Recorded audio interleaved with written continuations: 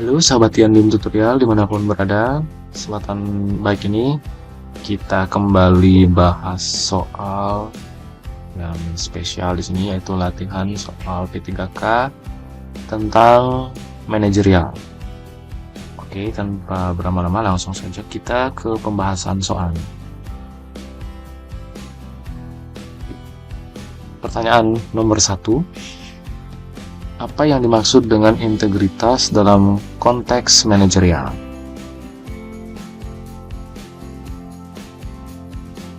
A. Kualitas kepemimpinan yang tangguh dan tegas.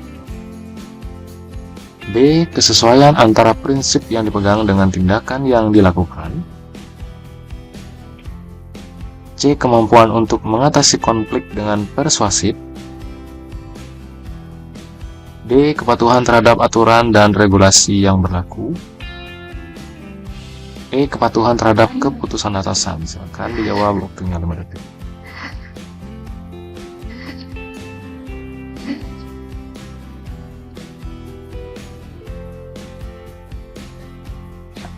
Jawaban yang tepat di sini adalah option B. Kesesuaian antara prinsip yang dipegang dengan tindakan yang dilakukan. Selanjutnya, pertanyaan nomor 2. Mengapa integritas manajerial penting dalam lingkungan pemerintahan? Opsi nomor A, untuk memberikan citra positif kepada masyarakat. B, agar manajer dapat mempertahankan kekuasaannya. C, untuk memastikan transparansi dalam pengelolaan keuangan negara. D, agar terciptanya hubungan yang harmonis antara atasan dan bawahan untuk pekerjaan yang lebih nyaman. Opsi nomor ini, silakan dijawab.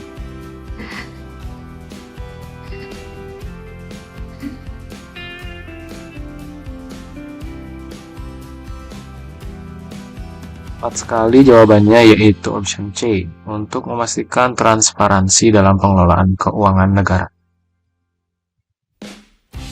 Next, nomor 3. Tindakan apakah yang dapat dikategorikan sebagai pelanggaran integritas manajerial?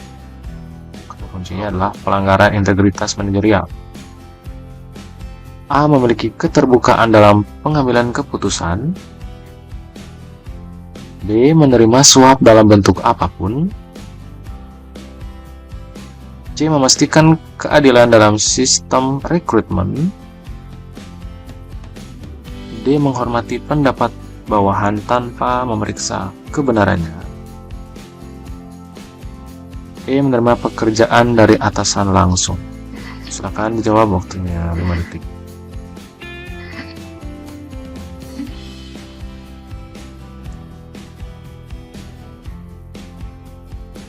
Jawaban yang tepat yaitu option C, menerima suap dalam bentuk apapun. Karena di sini kata kuncinya adalah pelanggaran integritas. Kita lanjutkan. Nomor 4, jika saya menjadi anggota yang melanggar fakta integritas, maka ketika mendapat teguran biasanya saya A. Memberi alasan yang dapat diterima mengapa saya melanggar fakta integritas. B. Saya akan menerima teguran tersebut karena memang salah meskipun menghadapi konsekuensi juga akan disalahkan oleh anggota lain. C. Menemui atasan sebelum mendapat teguran. D. Menunggu dipanggil dan mempersiapkan jawaban.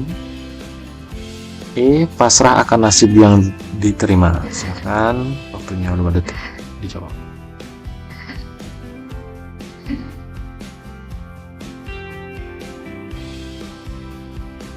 Tepat sekali jawabannya adalah option B, bertanggung jawab dan menerima konsekuensinya.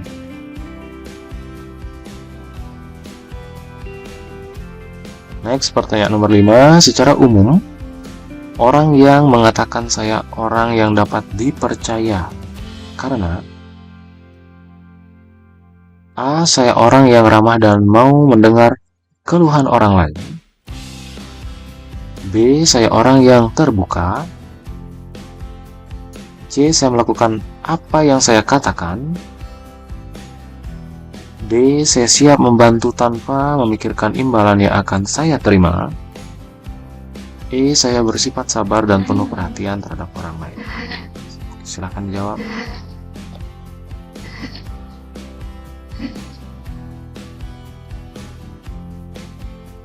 Jawaban yang tepat yaitu option C. Saya melakukan apa yang saya katakan karena bisa dipercaya ya kuncinya. Oke, next pertanyaan nomor 6. Bagaimana integritas manajerial dapat menghasilkan keputusan yang etis? A. Dengan memprioritaskan kepentingan pribadi. B. Dengan mempertimbangkan dampaknya terhadap masyarakat dan lingkungan. C. Dengan menutup mata terhadap konsekuensi yang mungkin timbul. D. Dengan mengambil keputusan berdasarkan uang sogokan. E. Dengan memprioritaskan kepentingan golongan. Punya 5 detik, silakan.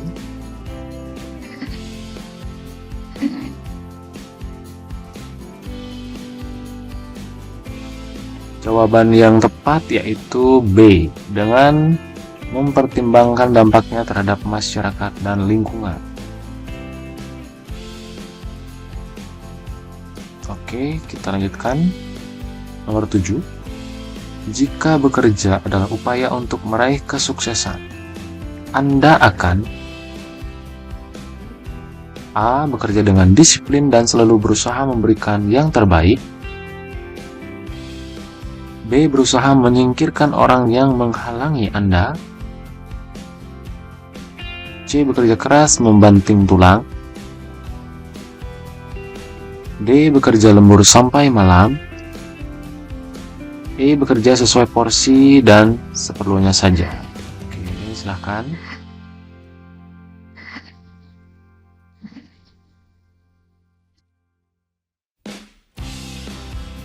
Jawabannya yaitu A. Bekerja dengan disiplin dan selalu berusaha memberikan yang terbaik. Kita lanjutkan ke pertanyaan nomor 8. Apakah Anda bersikeras agar orang lain melakukan pembagian tugas secara adil? A. Tergantung hal tersebut dapat ditoleransi atau tidak. B. Jelas, karena keadilan adalah utama dan mutlak. C. Tidak masalah jika kedua pihak puas walaupun bukan posisi adil. D. Tidak masalah walaupun tidak adil, proporsinya cukup dan dapat berjalan dengan baik. E. Jelas, karena keadilan dapat menghasilkan kebaikan. Silakan, waktunya 5 detik.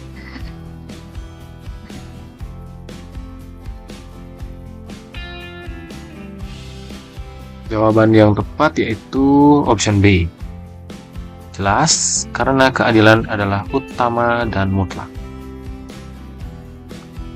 Oke, kita lanjutkan ke pertanyaan nomor 9. Mengapa integritas menjadi faktor penting dalam membangun hubungan profesional yang saling percaya? A. Karena integritas merupakan aspek yang terpisah dari kepercayaan. B. Karena integritas menunjukkan kekuatan dan kehebatan seseorang. C. Karena integritas menciptakan keharmonisan. D. Karena integritas membangun kepercayaan dan keandalan seseorang. E. Karena integritas tidak penting. Silakan, waktunya 5 detik.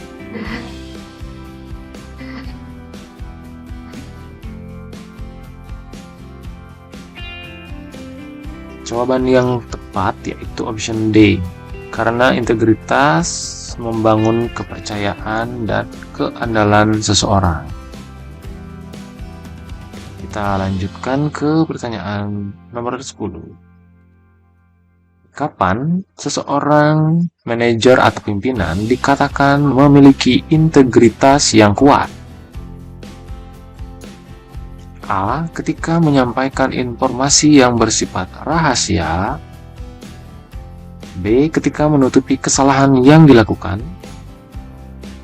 C. Ketika konsisten dalam menegakkan nilai dan prinsip yang dipegang. D. Ketika menggunakan kekuasaan untuk kepentingan pribadinya saja.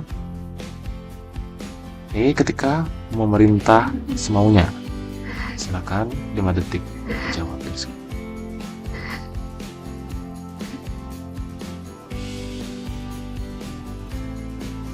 Tepat sekali jawabannya, yaitu option C, ketika konsisten dalam menegakkan nilai dan prinsip yang dipegangnya. Oke sahabat semua, masih semangat? Kita lanjutkan ke pertanyaan berikutnya, nomor 11. Hampir semua pegawai di kantor instansi Anda meminta uang tanda terima kasih atas pengurusan surat izin tertentu. Namun, menurut peraturan kantor, hal tersebut tidaklah diperbolehkan. Maka Anda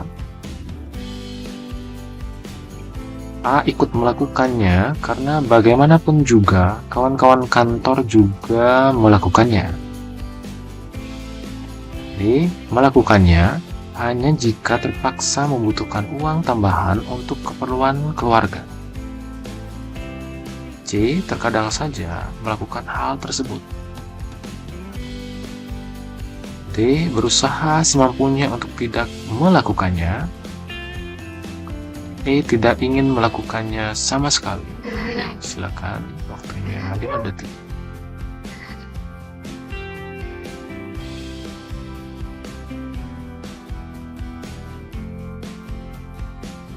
Tepat sekali jawaban di sini itu option E. Tidak ingin melakukannya sama sekali. Oke, kita lanjutkan ke pertanyaan nomor 12. Untuk mencapai tujuan kelompok yang telah ditetapkan, maka saya tidak mempermasalahkan apakah orang lain mau bekerja dengan baik atau tidak. B. Mendorong orang lain untuk bekerja dengan baik jika situasi memungkinkan. C. Mendorong orang lain bekerja dengan baik jika diperlukan. D. Menstimulasi orang lain untuk mau bekerja dengan baik. E. Mengajak orang lain untuk bersama-sama bekerja dengan baik. Silakan jawab.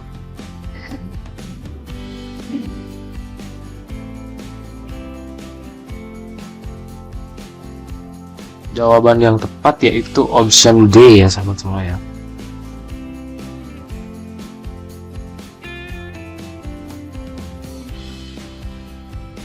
Option nomor D. Oke, kita lanjutkan. Pertanyaan nomor 13. Manajer sebuah perusahaan ingin meningkatkan kerjasama tim di departemen produksi. Langkah yang tepat untuk dilakukan adalah A. Mencatat anggota tim yang tidak bekerja dengan baik. B. Mengadakan pelatihan untuk meningkatkan keterampilan kerja tim. C. Memberikan sanksi kepada anggota tim yang sering terlambat. D. Memindahkan anggota tim yang sering bertengkar ke departemen lain. E. Memberikan bonus kepada karyawan berkinerja baik. Oke, silahkan jawab.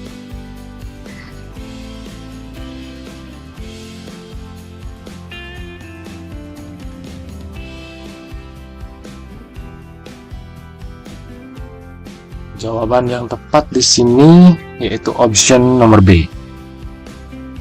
Mengadakan pelatihan untuk meningkatkan keterampilan kerja tim. Oke. Jelas ya di sini sahabat semua ya.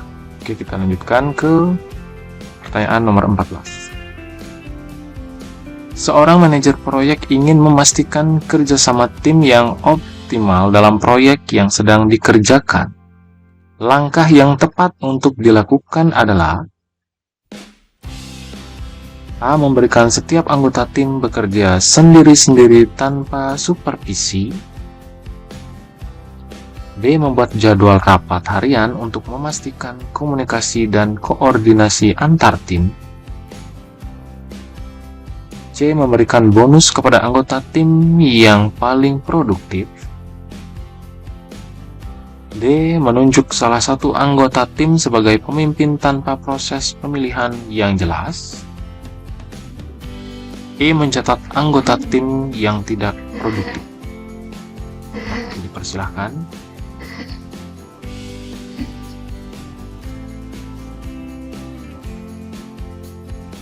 Jawaban yang tepat yaitu B.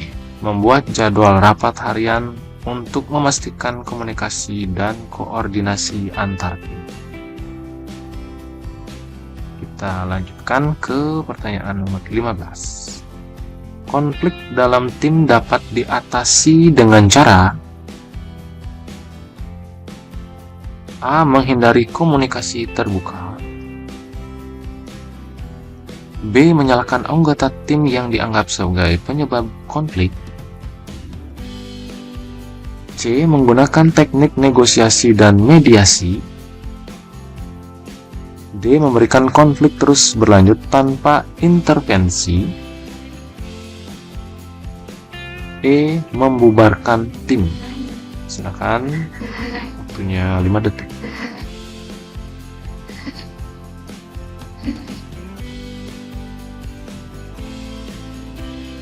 Tepat sekali di sini jawabannya, yaitu C. Menggunakan teknik negosiasi dan mediasi. Kita lanjutkan ke soal pertanyaan nomor 16. Seorang manajer sedang memberikan arahan kepada timnya dalam rapat kerja. Salah satu anggota tim menyarankan sebuah ide yang menurutnya lebih baik dari ide yang sudah disampaikan oleh manajer. Bagaimanakah seharusnya manajer menyikapi hal ini? A. Menegur secara tegas anggota tim tersebut.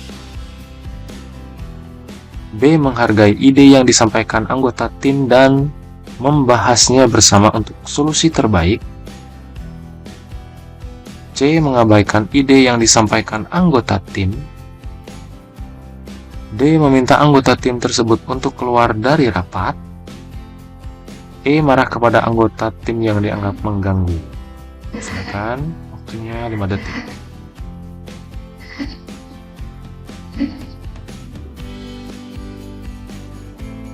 Sekali jawaban di sini adalah option nomor B, yaitu menghargai ide yang disampaikan anggota tim dan membahasnya bersama untuk solusi yang terbaik.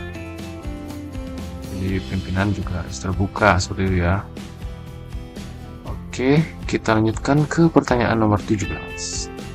Suatu hari, seorang manajer proyek bernama Budi diberi tanggung jawab untuk mengarahkan timnya untuk menyelesaikan proyek dengan deadline yang ketat. Namun, dalam proses komunikasi dengan timnya, banyak kekeliruan yang terjadi sehingga proyek terancam gagal. Masalah yang muncul disebabkan oleh A. Kurangnya keahlian manajerial Budi. B. Kurangnya keahlian teknis tim. C. Kurangnya sumber daya. D. Ketidakjelasan instruksi Budi. E. Budi kurang memahami pekerjaan. Hanya 5 detik, dipersilakan.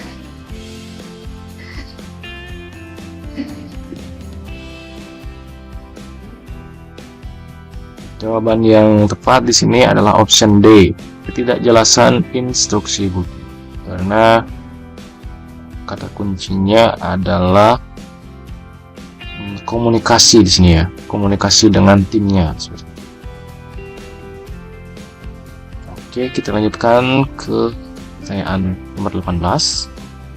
Dalam sebuah diskusi tim, Maya, seorang manajer proyek, memberikan tanggapan yang emosional dan tidak profesional terhadap kritik dari anggota timnya.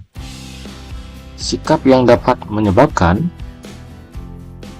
A. Konflik tim. B. Ketidakpercayaan tim terhadap Maya. C. Penurunan motivasi dalam tim. D. Pekerjaan yang tidak selesai. E. Semua jawaban benar. Silakan dijawab, waktunya 5 detik.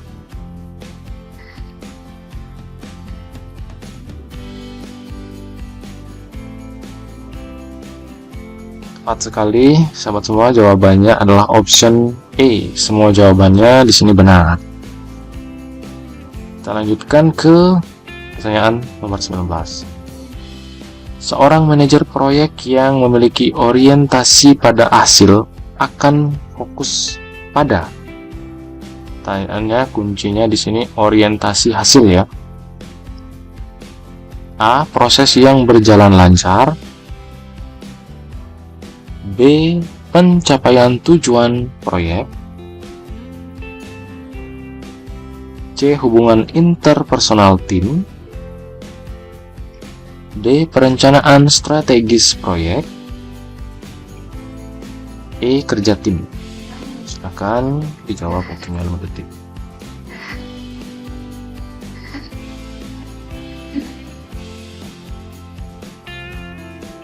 Tepat sekali, jawabannya adalah option B. Pencapaian tujuan proyek. Kita lanjutkan ke pertanyaan nomor 20.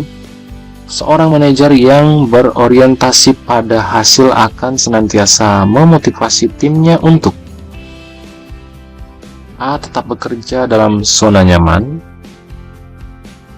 B. Mencapai tujuan yang ambisius. C. Menjalani rutinitas kerja yang monoton. D. Tidak terlalu memikirkan pencapaian target. E. Menjalankan pekerjaan secara mengalir. Oke, silahkan dijawab, waktunya 5 detik.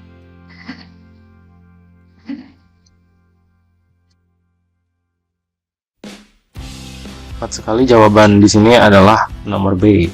Mencapai tujuan yang ambisius.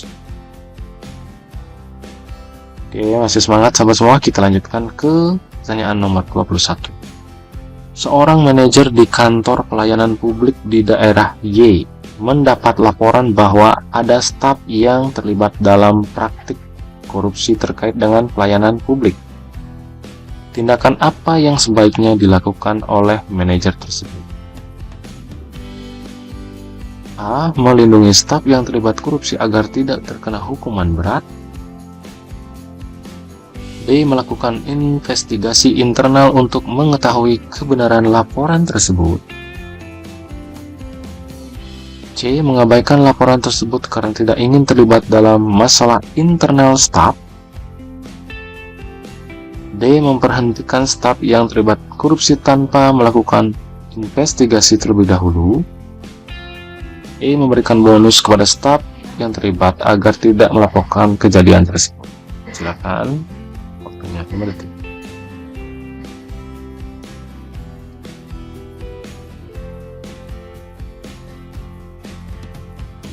Jawaban yang tepat yaitu option B. Melakukan investigasi internal untuk mengetahui kebenaran laporan tersebut.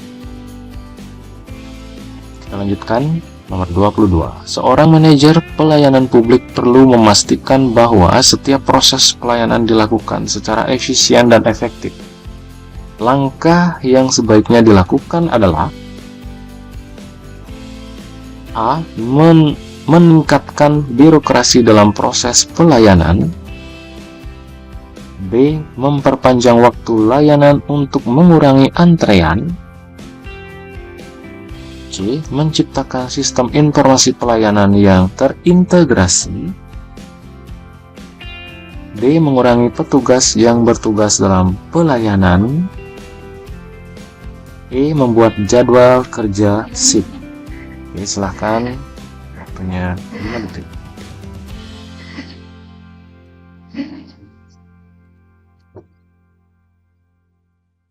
Jawaban yang tepat yaitu option C. Menciptakan sistem informasi pelayanan yang terintegrasi. Kita lanjutkan ke pertanyaan 23. Berikut ini yang merupakan contoh kegiatan pengembangan diri adalah browsing internet setiap hari, mengikuti seminar atau workshop yang relevan dengan pekerjaan, menonton televisi sepanjang hari, menghabiskan waktu luang dengan main game online, ikut belajar kelompok. Silakan, waktunya 5 detik.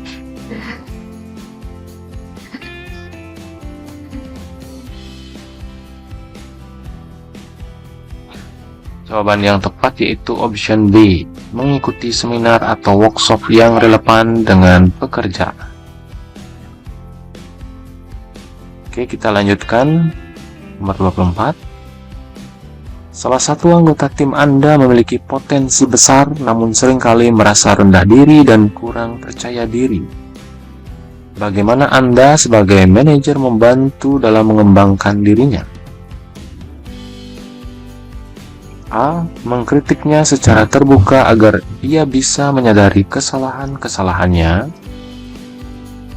B. Memberikan pembenaran atas ketidakpercayaan dirinya agar merasa dihargai.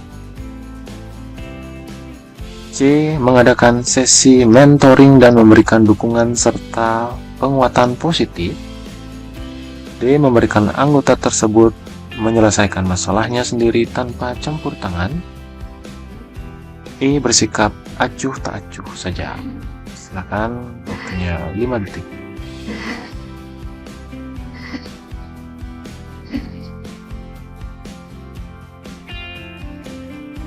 Tepat sekali jawabannya, yaitu nomor C, mengadakan sesi mentoring dan memberikan dukungan serta penguatan positif. Oke, kita lanjutkan ke pertanyaan 25. Ketika sebuah perusahaan mengalami perubahan yang signifikan, manajer harus mampu mengidentifikasi dampak dari perubahan tersebut terhadap karyawan, proses kerja, dan hasil akhir perusahaan. Dengan kemampuan ini, manajer dapat merencanakan langkah-langkah yang diperlukan untuk mengurangi dampak negatif dari perubahan. Kemampuan manajer dalam mengidentifikasi dampak perubahan dapat membantu A. Mengabaikan karyawan yang merasa terancam akibat perubahan. B. Mengurangi konflik antara karyawan yang menerima perubahan dan yang menolak. C. Memaksakan keputusan perubahan tanpa melihat dampaknya terhadap karyawan. D. Mengabaikan analisa dampak dari perubahan yang terjadi. E. Semua jawaban benar. Silakan dijawab, waktunya 5 detik.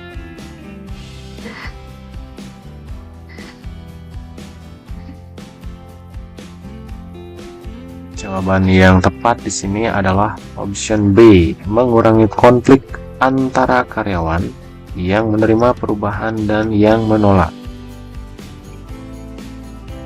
Oke, sampai di sini dulu, kita sudahi dulu ya pembahasan kita. Saya Yanlin Tutorial. Jika ada salah pengucapan dan kata-kata mohon dimaklumi dan dimaafkan. Semoga pembahasan kita kesempatan ini bermanfaat untuk kita semua. Terima kasih sudah menonton dari awal sampai akhir. Like, comment, subscribe, dan sampai berjumpa di kesempatan berikutnya. Saya ucapkan terima kasih.